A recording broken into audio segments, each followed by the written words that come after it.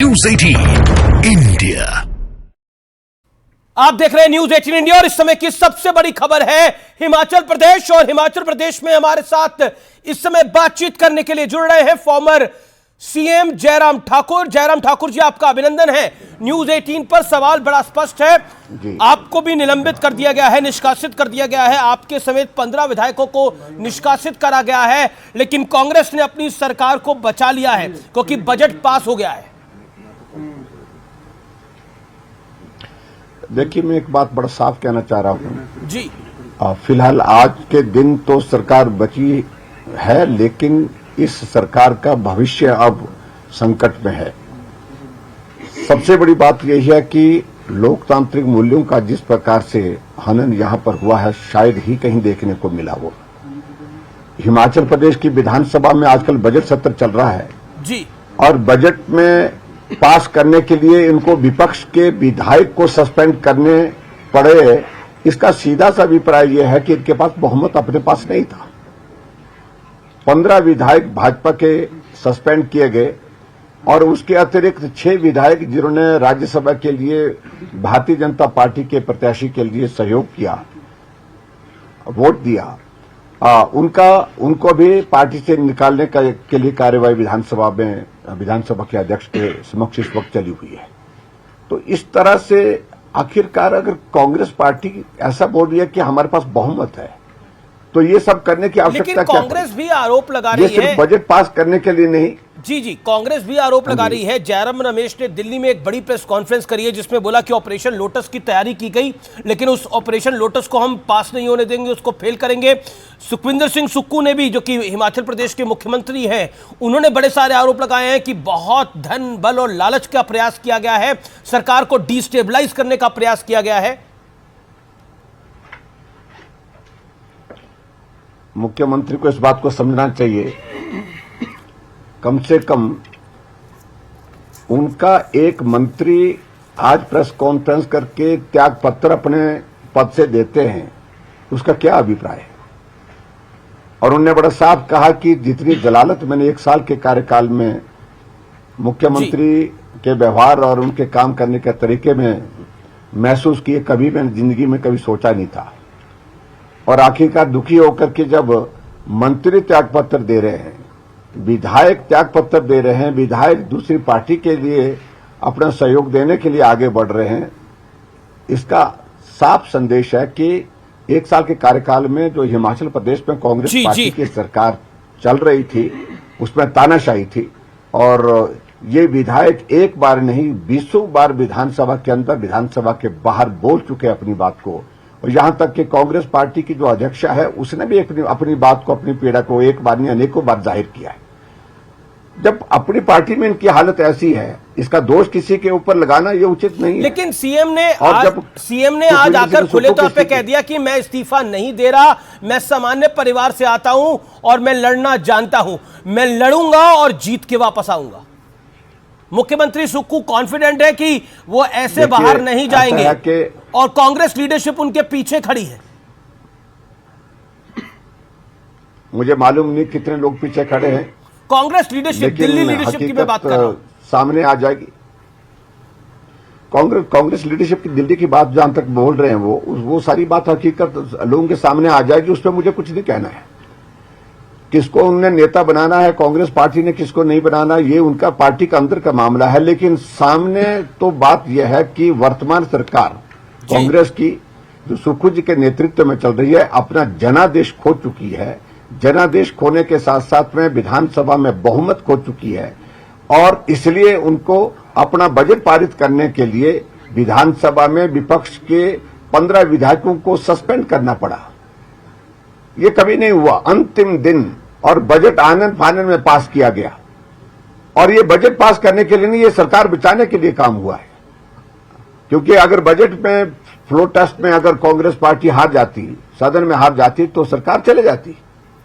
यही एक बात है कि जिस बात को लेकर के मैं कहना चाहूंगा कि जो विधानसभा के अध्यक्ष महोदय जी हैं, जो उन्होंने जिस प्रकार से सारा जो तांडव मचाया हुआ है, यहां पर शब्द मुझे अच्छा नहीं लग रहा है, अध्यक्ष की गरिमा के खिलाफ है, लेकिन ये बहुत देर तक नहीं चलने वाला। इस सरकार का भविष्य नहीं है। बहुत जल्दी ये सरकार जाने वाली है। हर्ष महाजन जो आपके जीते हुए कैंडिडेट हैं, उनका बयान मैं आपको पढ़ के सुनाता हूं। उन्होंने कहा कि भारतीय जनता पार्टी यहां सरकार बनाएगी। 9 विधायक जिन्होंने क्रॉस वोटिंग करी है वो मेरे समर्थन में है। इसके मायने क्या है?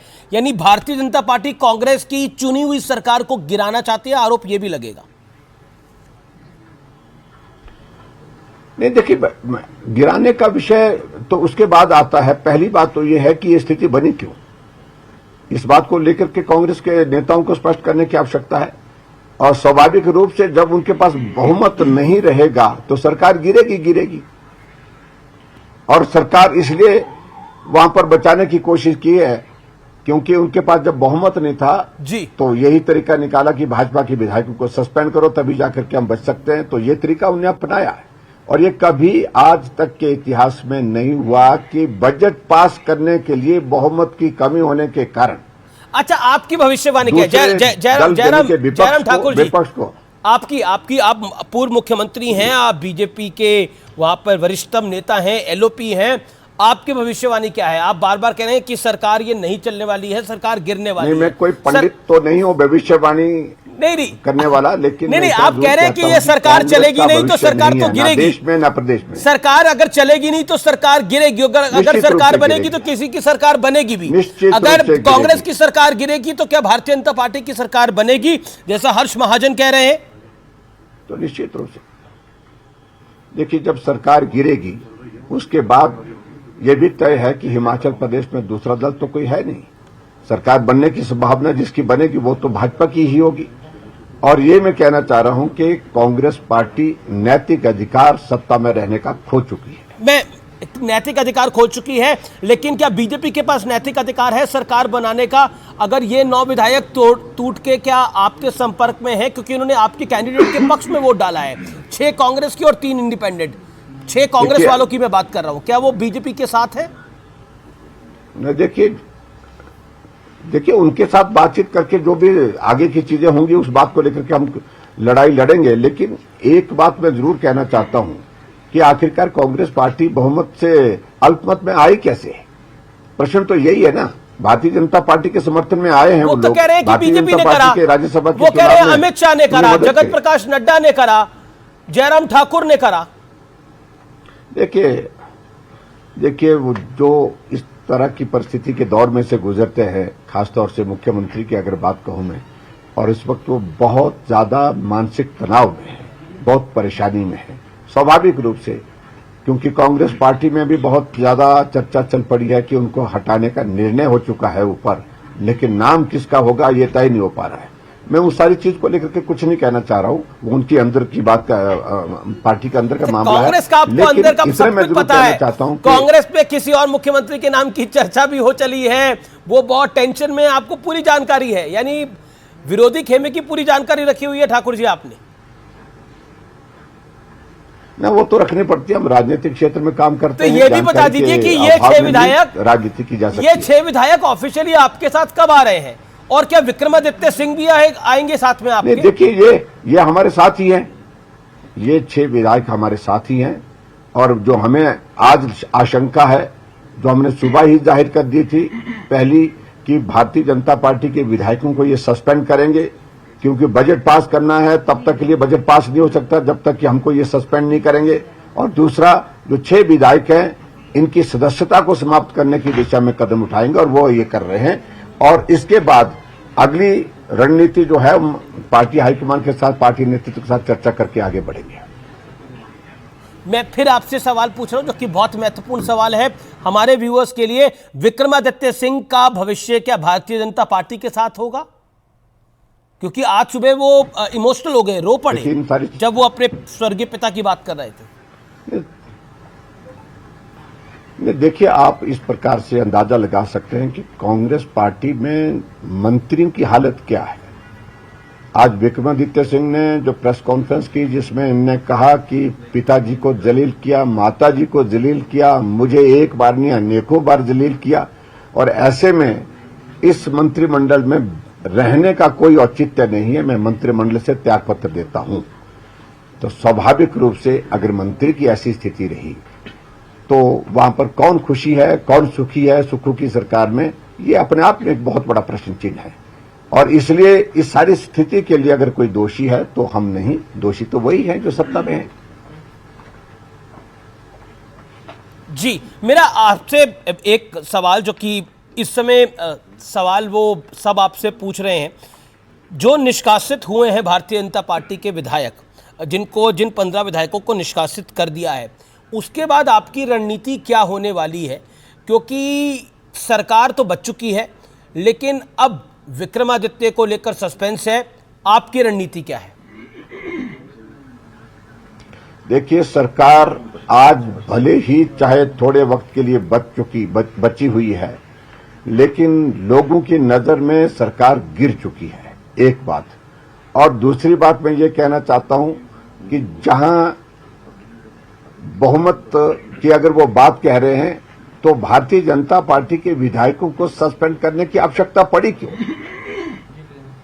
बहुमत नहीं था तो इसलिए सस्पेंड किए ना। और इस सारी चीज के लिए एक बात का संदेश पूरे देश भर में चला गया कि हिमाचल प्रदेश में कांग्रेस पार्टी का अब भविष्य नहीं है, ये भविष्य समापन की ओर जा रहा है। आप कह रहे समाप्त होता जा रहा है। जी, समाप्त होता जा रहा है, भविष्य समाप्त होता जा रहा है। लेकिन बीजेपी की सरकार का भविष्य क्या है, इसको लेकर आपकी क्या राष्ट्रीय अध्यक्ष जगत प्रकाश नड्डा या केंद्रीय गृह मंत्री अमित शाह से कोई बात हुई है? देखिए, इन सारी चीजों को लेकर के ये मुझे यहां कहने की आवश्यकता नहीं है। और मैं इतना ही कहता हूं कि हमारी पार्टी का शीर्ष नेतृत्व है, स्वाभाविक रूप से जब ऐसे दौर आते हैं तो चर्चा होती है। क्योंकि हिमाचल से जेपी नड्डा भी आते हैं, जो बीजेपी के राष्ट्रीय अध्यक्ष हैं, उनकी निश्चित तौर पर इस घटनाक्रम पे पैनी नजर होगी, इससे कोई दोहराई नहीं कर सकता। क्या बीजेपी आने वाले दिनों में सरकार बनाएगी? इस सवाल का आप जवाब क्या देना चाहते हैं? देखिए, सीधी सी बात है कि राज्यसभा में 25 से हम 34 पर पहुंचे जी, और कांग्रेस 43 पर थी और 43 से वो 34 पहुंचे, और उसके बावजूद हम जीते हैं। कम होने के बावजूद हम जीते हैं। इस पर कांग्रेस पार्टी का क्या कहना है? बात तो ये है। और इसलिए स्वाभाविक रूप से हम आगे भी आने वाले समय में यही कहते हैं कि कांग्रेस पार्टी की सरकार हिमाचल प्रदेश में रहने वाली नहीं है। नेता बदलो, चाहे कुछ भी करो, ये कुछ भी कर लें, लेकिन उसके बावजूद कांग्रेस पार्टी का भविष्य नहीं है।